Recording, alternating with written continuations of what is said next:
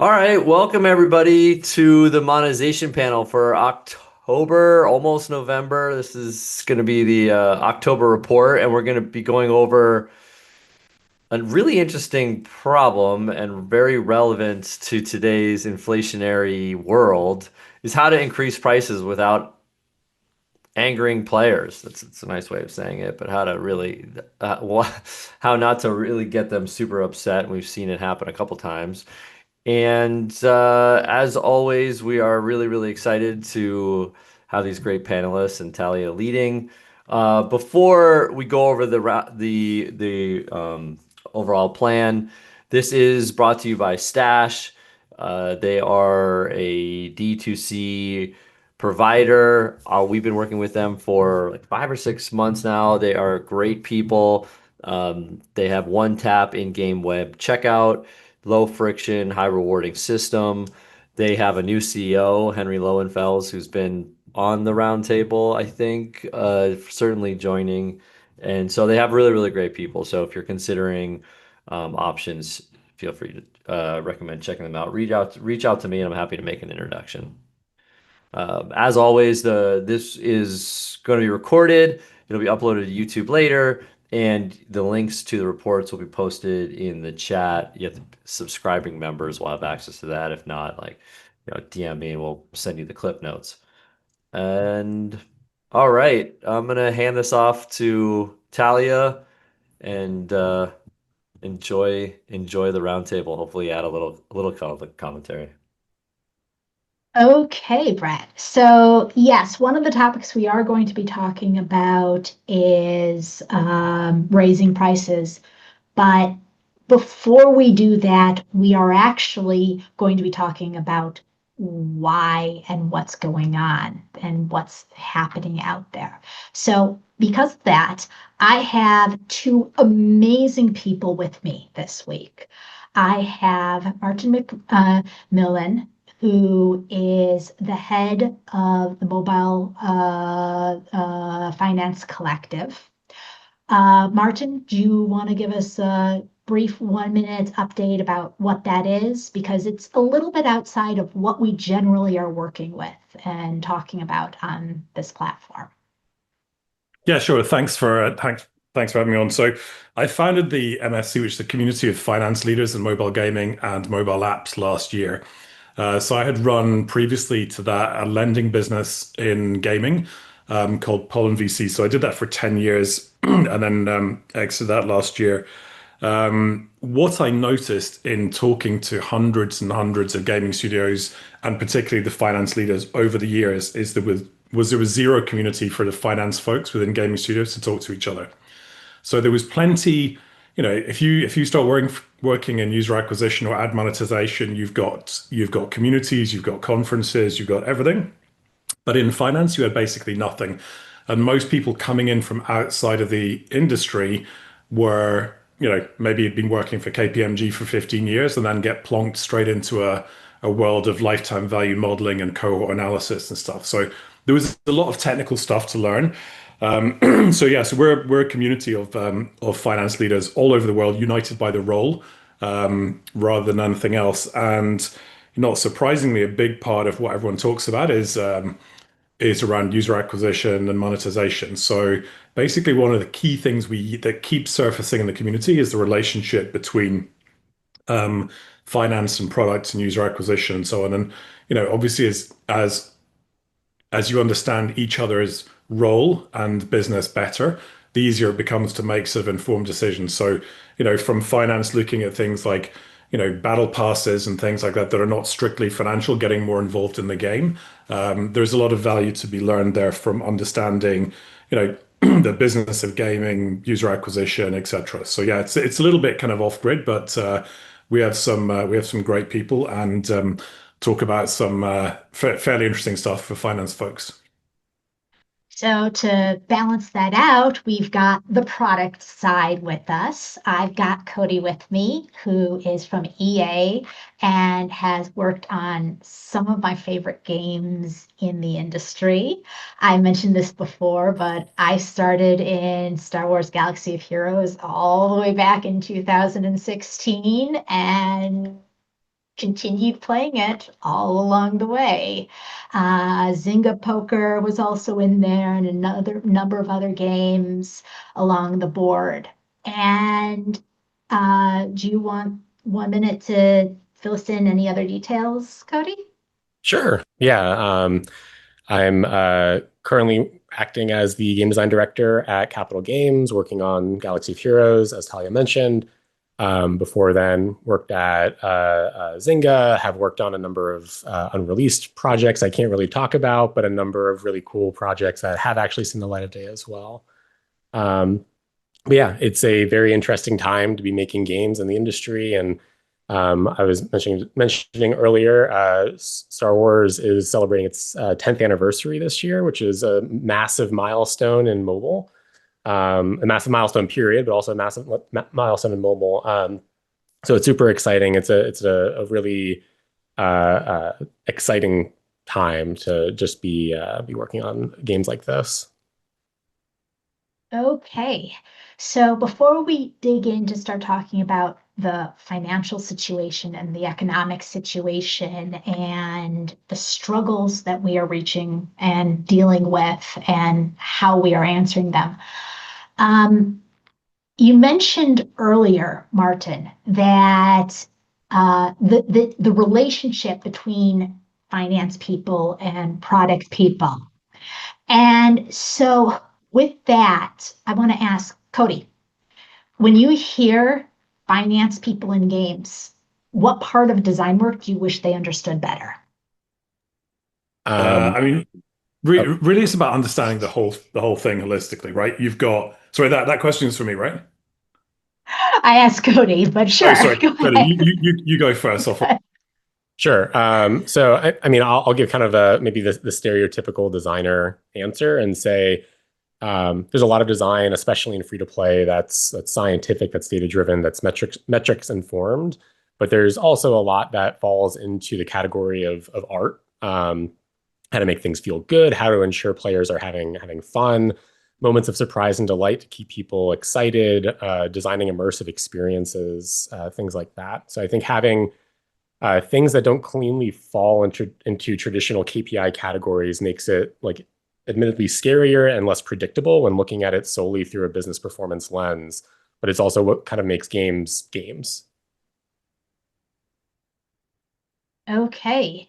And Martin, from a financial standpoint, what do you wish the game designers knew better? I mean, the world's a better place when everyone understands each other's business and what makes them tick, right? So there's this intersection of commercial and creativity. And the closer everyone gets to the center of that onion, basically, the better. So it can be, things like there's a great new product, something that's going to happen within a game.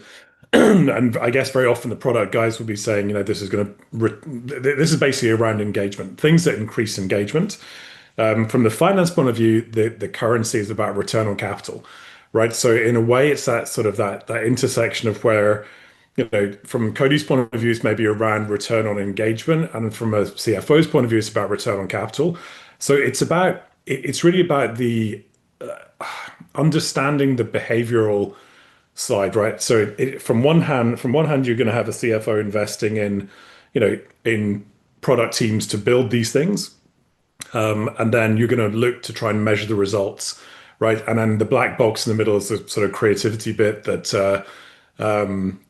is often seen on the other side of the divide. What I have seen empirically is the best results happen when people get together and try and understand each other's business. So it's not this sort of like, hey, finance has given me a budget to this, go build it. Once you build it, you go back and finance are trying to measure the return on investment of what they build. That sort of asynchronous approach to anything never really benefits anyone. So again, the best teams where you take time to understand and work with colleagues in different areas, and stop acting in silos. That actually is way worse than user acquisition.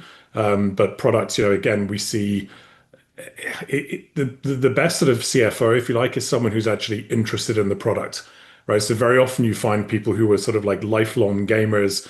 that have gone to into an accountancy firm for 15 years or whatever, but that's the underlying passion. So those people are few and far between, but if you can find folks that have got a genuine interest in the subject matter as well as the financials, then that can have really good outcomes.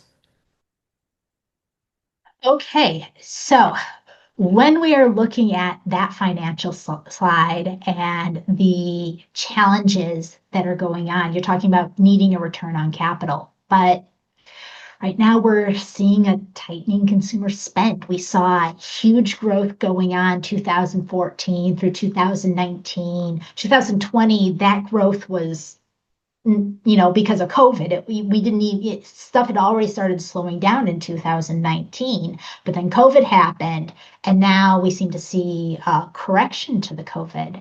So, Martin, given the tightening in consumer spend, how are financial teams adjusting the forecast or the risk models that they're dealing with? Well, there's a few factors at play here, and there's both the demand side and the supply side. So from a demand side, it feels like people are being more selective in terms of what they spend. Maybe they're spending on fewer games overall and investing more in them. Um, on the supply side, stuff is just getting more expensive, right? So this is servers and people and all the rest of it. So CFOs have got kind of both sides of that to manage. I mean, the traditional theory in gaming was it was a pretty non-correlated investment, right? So if people were in full employment, then they'd have loads of money to spend on mobile games, and conversely, if they'd been canned and they were sitting at home looking for their next job, they would probably be entertaining themselves playing mobile games rather than going out to the cinema or going on holiday or whatever. So the traditional idea of it being fairly non-correlated and so on was that it is always something that's prevailed. I mean, when you look at the numbers, obviously it has pulled back since COVID. So I think from a well, the other thing is that I guess around interest rates as well. So the payback horizons for investments, whether that's UA investments or as product investments, are obviously now under more scrutiny because capital costs money and that it didn't used to before, so nearly so much. So there's a few things there. Everything's just a little bit more kind of under the spotlight, if you like, in sharper focus, and particularly as venture capital and gaming has sort of dried up a lot as well. There's less sort of fun money, if you like. So there's just a stronger kind of focus on what matters.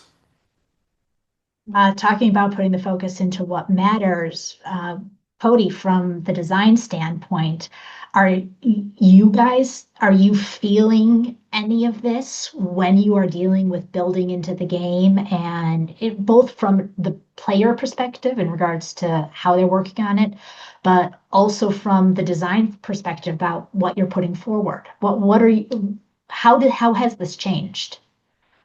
Yeah, I think absolutely. Like we see that players have always been smart and really scrutinize the value of what they're getting out of the game from spending money.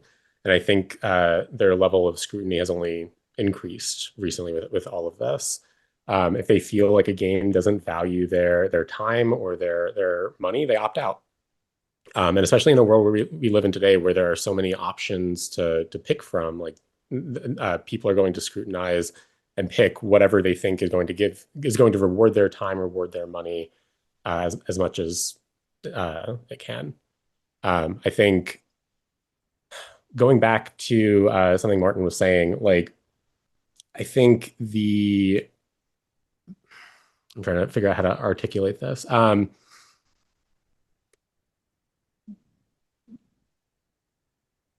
It changes the equation of how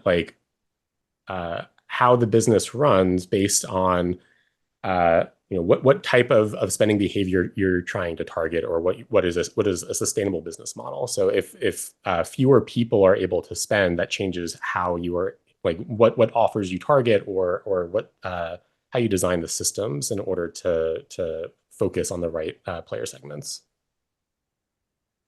Martin, you mentioned earlier when you were talking about things you wish people knew of, that the bottom line is the capital. But Cody on this side is saying that the players need to feel appreciated within there. How does that change the equation in regards to what is being put forward if, the focus is on engagement versus the focus is on monetization? Well, I think the art form is to feel the the smart monetization comes through. If you're talking about price rises or something, rather than say, hey, you bought 1,000 coins and it was $10 and now it's $15 because, guess what, guys, everything is getting more expensive. That's a pretty dumb way to do it. To say, from a creative point of view, you can come up with different pricing and premium content such that, yeah, of course it is more expensive, but you can feel like you're getting some value from it as well. And that's really the art from a monetization point of view, to sort of package up, if you want to pass on cost increases, to do it in a smart way so that you feel like you're looking after people, as opposed to just say, hey, sorry guys, you got to suck it up, everything's more expensive. And then it becomes like a tax, which just, I think, engenders resentment rather than anything else. Okay. Looking at this chart and seeing we still saw a rise from 2023 to 2024. However, numbers came out previously that, let's say, Gen Z is down in spending 25%, and we're seeing discussion across the board in regards to the market and concerns about what's going on with the economy and all of these different aspects. I kept hearing, before COVID, there was the fear that, oh my gosh, we're going to go into a recession. And I kept hearing the words, yeah, but there was no recession in 2008. So there's not going to, it's not going, recessions do not affect gaming. What do you think about that, Martin? What does this mean for the next couple of years? Yeah, I mean, in 2008, they just discovered the printing presses and did massive quantitative easing. But yeah, I'm not sure how much that really affected the gamers. But I mean, it's back to what I said before. It's like, if the world's going to crap, then everyone loses their job. Then, sure, they're not going to be jetting off to the Maldives and holiday, but they're probably 10,000 coins a week or whatever they're spending on their favorite social casino game, or whatever, to keep the endorphins going, is probably, it's probably fairly low in the hierarchy of need, so it's unlikely to be that effective if affected. Conversely, when everything's like awesome, do you feel better about just making those discretionary spends and stuff as well? But yeah, I think it's so, for a lot of people, and this is dependent on the type of game, right? So if you look at some sort of habitual puzzle game or something like that versus some kind of hybrid casual game, right? The duration of the cohorts, and the duration of the player duration, the longevity, probably plays into that equation. If it's just discretionary, toss it away, you might not do it. But if it's something you're invested in, then you don't want to be sort of just like putting it down, something you've been playing every day for the last 2 or 3 years, right? You're probably going to get you're probably going to lose the frappuccino before you're going to impact the spend in your favorite game. I would suspect everyone's different, right? But that's just my take. So I guess the next question then is going into the increase in spend and different elements we're seeing. Next slide, Fred. Yeah, let me jump in here, Talia, Okay. on that. I totally agree with Martin's assessment of the players. I don't, because I was, working on Zynga Poker back when we had a recession, we didn't see anything. That said, I think the one of the biggest differences today is that the market is more consolidated and there's more companies that are public markets, or more games that are owned by public market companies. And that is probably a larger impact in that those companies are much more focused on profit margins and things like that that get seen in the public market. And then that in turn in fact affects spending, which in turn affects how much players are playing, and so on. So it's in my estimation, it's a little bit more of a top-down impact of the recession than it is a bottom-up, as Martin's sort of saying. Okay. Like that. Next slide. Okay, so if we're talking about the bottom up not being quite as concerned in regards to the recession, but you still got to keep those numbers up in order to answer the call, getting players to spend more, but also maybe you do have to go in and raise those prices along the way. So, Cody, in design terms, what's the trick to making a reduction feel, feel fair, reducing the free rewards that you're giving out in the process to try to get players to spend a little bit? How do you make it so the players are not feeling the pain if you're adjusting these numbers and the amount that's being given? Yeah, I think it really depends on the type of game and the types of players that are engaged with that game. Ultimately, an approach like this where some free rewards get reduced, but other things are happening, and it becomes hard to like really understand the math at a glance, and so it's kind of like obfuscating the faucets and sinks of the economy. But ultimately, if the player can feel like they get more, if they feel like they're getting more for free, or if they feel like they can get one over on the developer through some free rewards or some way of engaging with the game, they feel smart about the change and they feel better about the changes that are being made. In social casino, I think that's like even its own special case of the prices go up, but also the amount of virtual currency you're playing with goes up, and there's the psychology of betting bigger and getting bigger rewards that gets tied into all of that as well, and which just adds to kind of the feeling of like, oh, I'm actually getting more through these changes. So I think it's like a little bit of a psychological thing, but it's also all the things that are being changed all at the same time to make it a little bit um, more challenging to do all of the math behind the scenes. Martin, how do you model the short-term versus the long-term revenue impact of that? Well, I think you got to segment the players, right? I think it's a bit dangerous just to look at the overall, like you're doing a price increase. Did we make more? Or did we make less? So I think it's important to segment the kind of the player cohorts. Maybe your biggest spenders, your next tier, and all the rest of it, and then to model the impact of those and understanding if there is an increase or a decrease, if something's working, understand what's driving that. I think the underlying player behavior and modeling of that is really important. So you've got like a cohort level elasticity, if you like. So that's really important to do. And then there's not a playbook of how to do this, and everyone approaches it different ways. But again, I think the more granularity you've got, and tight time frames as well. So you want to be measuring, don't say month to month, but you're trying to almost predict the behavior on a not quite day to day, maybe week to week type of level as well. So yeah, so really understand what's driving the numbers as opposed to just looking at the headline. You got to, as a finance person, you got to dive in and to go back to previous points that some of that knowing what to dive into is going to be your interface with your own kind of, product teams and UA teams and things as well to understand what's driving it. Okay. Um, where's the ethical line between rewarding the engagement that's going on and manipulating it, pushing it to make the spend happen more, Cody? Yeah, the again, players are smart, and I think the golden rule is that we should treat them as such. It's the rule in my mind is players should want to play the game because they're having fun with it, and not feel like they need to play the game because other systems are forcing them to. But it's also about the value proposition, the rewards they're getting. Are they getting properly compensated for what they're putting into the game? Things like that. So it's a balance. But I think in my mind, like that ethical line is like the dark design practices that we like want to steer away from.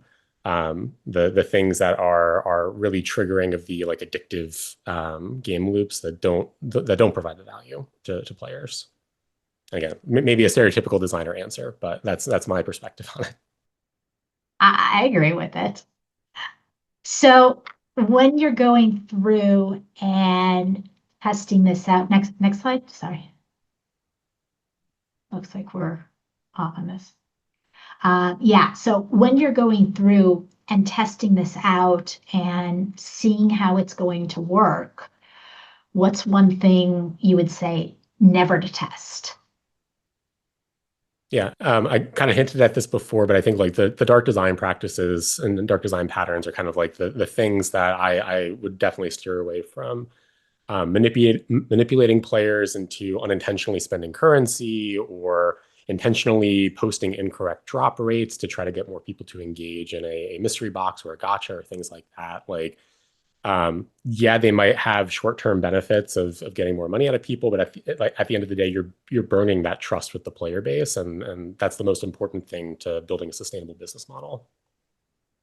When you're looking at the, declarations that are coming out, they're talking about in Europe making the, dark practices, the hidden aspects illegal that you can't do it anymore. How do you play around with that then? How do you start working to try to keep pushing the revenues coming? Yeah, I mean, I think a lot of the regulations that are coming out are, um, there's a um, like those rules and regulations are important for a number of reasons, but I think that doesn't completely remove the opportunity for monetization. I think it's about changing like the style, the like how monetization plugs into the game loops and things like that. Like we were just talking about Galaxy of Heroes, like one of the things that makes it different from other hero collectors is the ability to more intentionally chase shards for character unlocks rather than solely relying on gotcha pulls. So like there are ways to look at different ways of acquiring characters in hero collectors as an example, but also just different strategies for things. Like I think we can look at the mobile market overall, tons of different games across all different genres, and we still see monetization practices that are new, like new ways of approaching things that still perform very well and can be applied to many different genres and game types. Okay. So Yeah, Tyler, can I jump in let's, here too? Sorry. yeah, From my experience I mean, one thing is I think testing is obviously great, but it can be a little bit of a crux for product teams where it's just like oh, let's just A/B test it, let's A/B test it. And in this case, it's clear that the risk and the cost of the test is potentially greater than the benefit of the information. And I think as game teams and developers evolve, testing and also finding out valuable information in maybe less precise but informative ways is really important. One example is just using events and then doing a pre-post or week over week comparison. Obviously, it's not as accurate as just A/B testing, but you're not going to get the backlash that you're getting here. So, I mean, just as a hard rule, pricing is a really bad thing to A/B test, and this is a perfect yeah, example of it. And then monetization in general is also because monetization usually has a lot less players. So even if you are to A/B test it, it's hard to get super accurate, confidence interval tests on it unless you run it for pretty long times. So I just think creative testing is something to check out. okay. Jumping forward to go back into talking about the financial side of this and how all of these are playing in. Previously, we talked about the revenue side of it, but we've also got the aspect of inflation going on, not only in what players are spending, but the cost to make all of this, all of the different aspects that are coming out in game design. So, Martin, how do the rising costs reshape green light miles for new games? How, if you're starting out new, what's changing in that process from the financial side? I think it's just that it's a greater scrutiny on everything. So before you had a world of fairly free-flowing venture capital, low interest rates, and super active M&A and all the rest, and slightly different set of growth drivers. Now you've just got a much stronger focus on it, and the like a lot of what we talk about as a community is just super focused on the unit economics of advertising, right? So the acquisition cost and the LTV of the of the player. I think one of the things we're definitely seeing is more of a focus on increasing lifetime value rather than sort of, I mean, it's just demand economics, right? So there's how much in and how much out. So there's definitely a greater increase in, trying to better monetize existing players rather than chasing the sort of increasing CPIs. But increasingly as well, you're seeing more focus on in terms of the unit economics rather than just the cost of the ad to acquire the user is the ongoing cost of live ops and servers and so on being sort of factored into that equation. That's something I'm hearing a lot more talked about rather than just like the pure UA side. So the way that is so that's getting factored into the more of the unit economics, as is the cost of capital. So before it's just like, hey, I'm going to buy all the way up to where my acquisition cost equals my lifetime value. Now you've got material interest rates and a better understanding. So you are seeing people saying, now I'm going to buy all the way up to that that point of inflection, but I have to factor in the cost of capital for me to actually get there. So let's say it takes me 6 months. Well, let's say it takes me 1 year to break even on an ad investment these days for certain types of games. Then I've got to factor in the cost of capital to allow me to borrow the dollar to allow me to then return it in a year. So those economics are being affected. But I think more and more you've got supply side inflation as well, more expensive servers and people costs and so on to create live ops events. So that is being factored in as well. So there was this super narrow zoom in on just acquisition costs and lifetime value. Now the lens has been sort of recalibrated out a bit because the costs of some of these other things are material and can be attributed back into kind of users at a player level, so they fall into the unit economics calculation. Okay. Now, Cody, in regards to, taking this path and trying something new, how do you feel that this is impacting the experience overall? Yeah. I mean, I think to put it succinctly, like I think generally people are more risk averse. Unfortunately, like from a creative perspective, that means that experimentation and ultimately the ability to fail is there's less appetite for that, and the ability to fail is what gives space for creativity and exploration into new areas. A lot of the and this is not just what's happening now, but I think like a standard practice in coming up with new ideas and trying to get alignment and green light approval for something is here's a gold version, here's a silver version, and here's a bronze version. Like here are three different versions, different price points, different investment levels. Like these are different examples of executions. I think just recently, especially like more and more is uh, uh, it's the bronze that gets like interest of like, oh, this is the cheapest version, this is the easiest way to, or the quickest way to get this done. Let's try that rather than trying to bite something off. And like I was saying before, a lot of the surprise and delight, a lot of the um, uh, uh, cool moments, a lot of the player love moments start to be extra things that we find it hard to find the time and investment to be able to pull off. So, thinking about this, looking back at, what has made it into the top 100 every single year and that number continuing to go down, does that taking that path harm that in your attempt? Does it, in the big picture, what's the effect? I mean, I think in like when we think about long term in the future, like I think it definitely has an impact.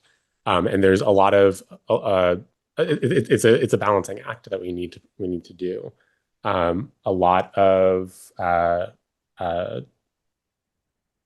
a lot of what we look at in terms of like performance is very much so focused on the short term, because it's harder to quantify long term. And so it's you know, we know, or I should say, like as a designer, I know that like the investments we make to make the game more fulfilling long term, more fun, more exciting does a lot of good for us in the long term. But when there are high targets that we need to hit on the short term, we need to balance the two. And if we like if we solely invest on the short term profitability or monetization of the game, we know that we are burning runway ahead of us if we only ever focus on the short term. Okay, so when you're going through and looking at this long term versus the short term, um, Martin, do you think there's a sustainable path for mid-tier studios under the current situation and the current circumstance? I think there's a much bigger focus on getting to profitability. Um, the and profitability need not mean profitability of a company, but it needs to be profitable on a like a discounted valuation of the cohorts, right? So one of the things we've seen recently is an obsession about profitability just on an EBITDA basis.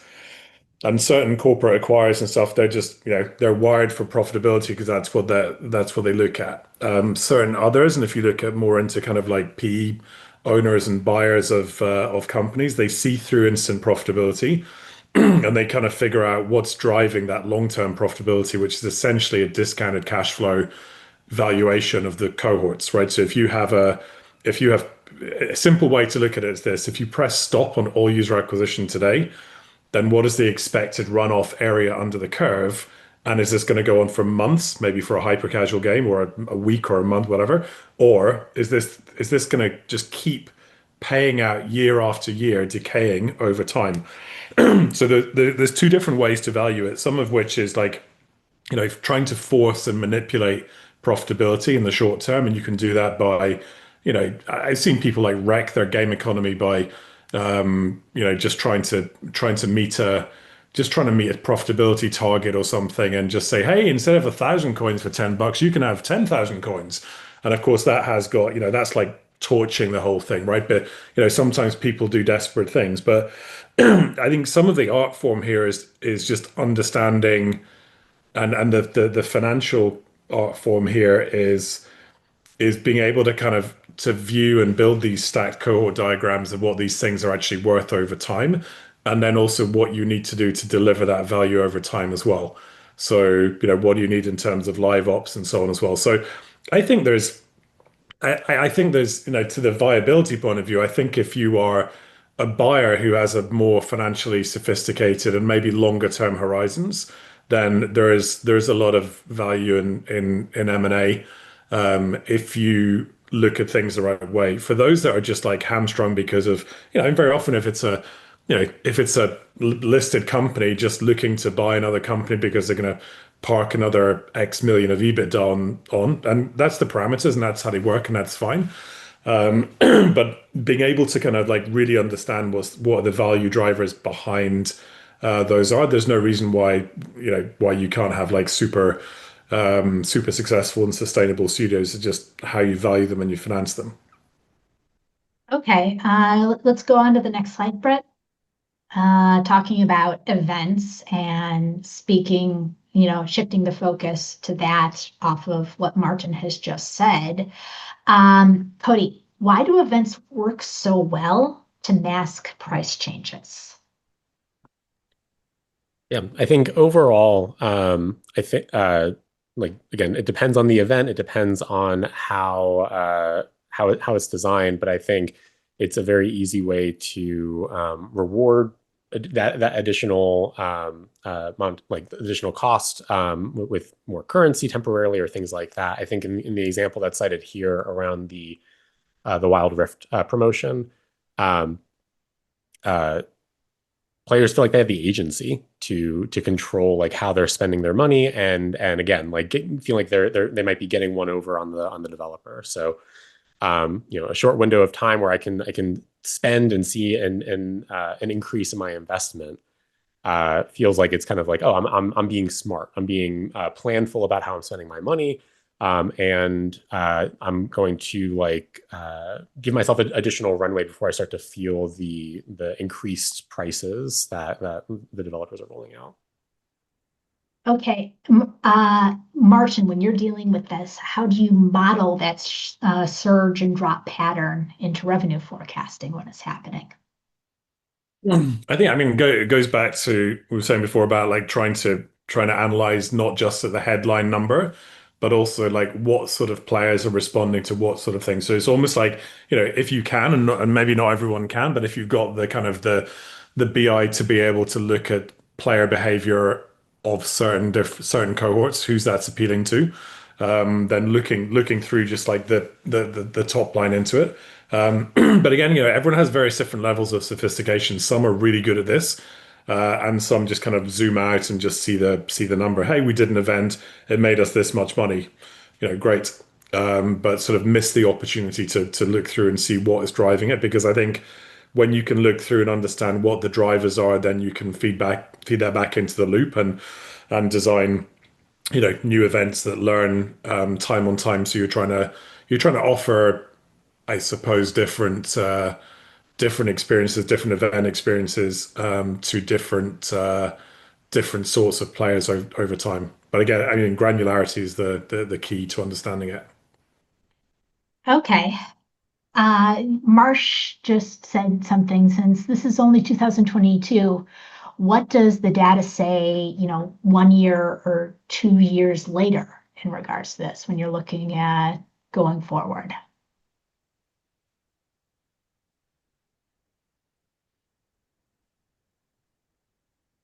I'm not understanding the question. Never mind. Okay, so next slide.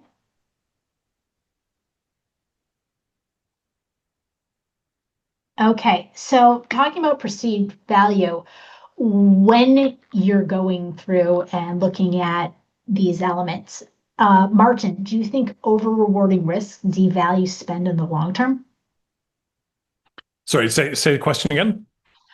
Do you think over rewarding risks devalue spend in the long term? When Um, you are going through and taking chances and changing these numbers along the way and taking the risks, but you're trying things out. You might, push extra resources into the game in order to do it. Does it affect the long-term path of it? I'm not the right question in terms of any of the cause and effect within a game. What I can say from a financial point of view is, and we've definitely seen this, when people chop and change too much, they just confuse the hell out of players.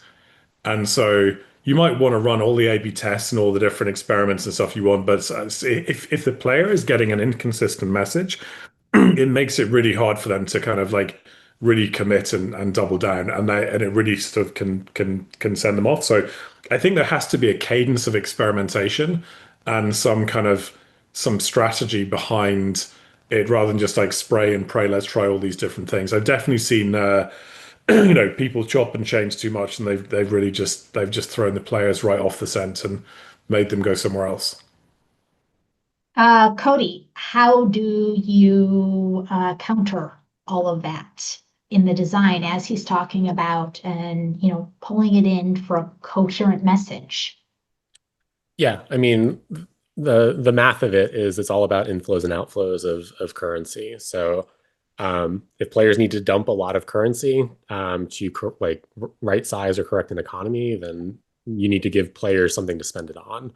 Ideally, like that something is probably evergreen, so players always need more of it. There's never a time where that currency or that resource uh, feels less valuable or less needed.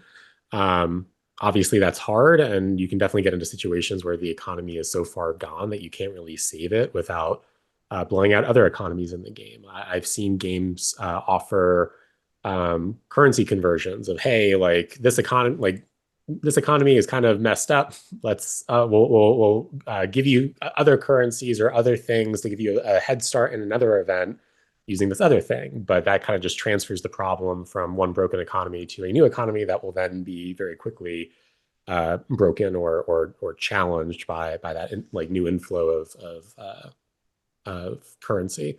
So it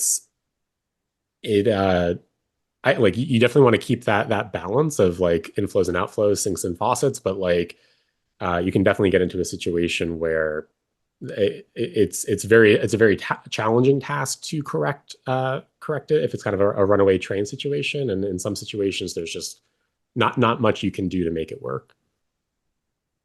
Okay. When you're going through and talking about the trying to make it work and finding the way, and you've got the perceived value that the players are putting on things and assuming that this means something. Can you give an example, Cody, of where this backfired? Sure. I've seen on well a game I used to work on. Uh, we experimented with kind of changing the value of certain characters that you get out of a gotcha system, and we had like an event-driven leaderboard. Um, where you needed those characters, and those characters gave you higher points on the leaderboard. We tried some changing around some math to make the chase characters rarer, but also more valuable in the event. And this kind of like hints at something I was talking about before, where the shape of the model then turns into something where the top players are spending more to engage with the event, but you might price out some of the lower spending players who are less willing to kind of open their wallets that wide for the game. And so the hope with that experiment was we could target the people who were interested in spending a little bit more, and ultimately drive up the total value or the total revenue that we were seeing. But unfortunately, like we ended up pricing out more people than we had originally anticipated. And so even though like some players were spending more net, we were seeing a reduction in total spend. And so again, it's that balance of being able to be as inclusive as possible with any potential spenders, but also making sure that the players who are willing to spend even more have something to spend that money on. Did you, Corey? Interesting. Did you find a path to recovery to write that? Yeah, I mean, so our event structure was it was a cadence of events that release on a regular cycle. So it was something where the decisions we made in one event didn't have much of an impact on future events. So we were able to do that experiment in one event, have that economy generally isolated because the end of the event kind of closes the loop on that.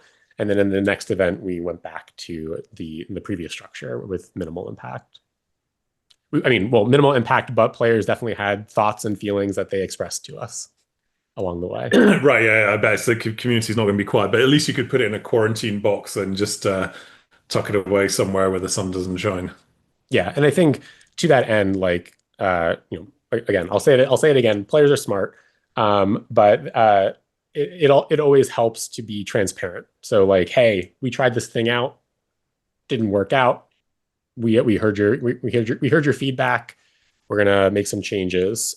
Players really appreciate that transparency, and I think that does a lot of good, or provides goodwill, and builds that trust that players really need, because they're spending money. They are customers. You want to value your customers, and if they start to feel like they're not being valued, they're not being listened to, the developers are making decisions that are just designed to not honor their investments, then they're going to get frustrated and leave the game.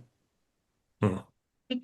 It doesn't look like we're going to get to the entire discussion about the hyper casual and those aspects. And Cody, you're really making me upset that I removed all of the slides from this deck on communicating with your players and everything like that, because there's an entire section in this report on how to increase prices without angering players too much on that aspect in particular. And I was like, oh, well, we'll push it down and, we'll get there eventually, and then decided to skip it over completely. So now I wish I had kept it in here.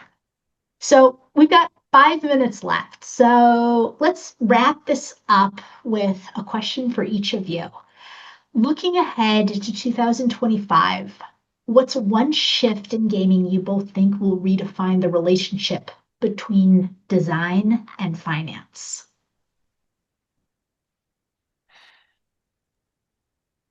I can I'm go sorry, first. 2026. So, Yeah.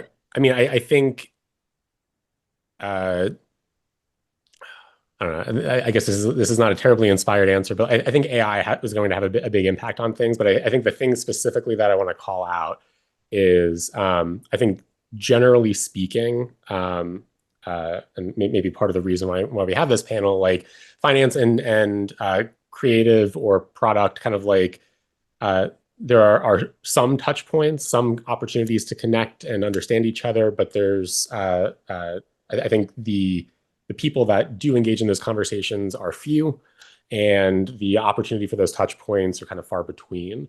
I think being able to have data more democratized and more easily accessible and more easily understandable and parsable by more people starts to, like we kind of started this call with, like help understand the other side of the equation. So I think having the capability of, here's a bunch of information, but I have no idea how, like what this actually means for me, and being able to parse that in more accessible ways, and then be able to disseminate that information more easily. I think is going to have a major impact. Think yeah, for me the some of the predictive modeling, the PLTV modeling approaches and tools using that data from rerunning these PLCV models with new post design changes in there can help you sort of can simulate and sort of can help you forecast the financial outcomes sort of sooner without letting it run its course. But then again, back to the collaboration. So, if you want to do things like, extend or shorten a battle pass season, measuring the financial impact of that becomes easier if there's better collaboration, right? You can try all these different things and you can help to sort of optimize. So it feels like a combination of that. I don't want to like, say there's too much in AI tools. Obviously, those are getting better, but particularly with a predictive LTV approach, and then better connections between I mean, hopefully finance teams are becoming less isolated and more included into the overall kind of fabric of some of the studios, but then making these sort of collaborative decisions. But definitely predictive LTVs are a big factor where you can rerun and those simulations based on data from new kind of product choices, if you like. Okay, I think we're going to wrap up for now. We're right at the end of our time. Thank you guys very much for joining me today. I love how this came together. I think it was a great conversation. And thank you very much to Stash for their support and sponsorship and allowing us to continue to have these conversations and make them available to everybody out there. Recordings will be available soon on Liquid and Grit platform. And thank you, Brett, for continuing to invite me back and let me talk. Our pleasure. Thank you, everybody. Thanks, guys. Thanks.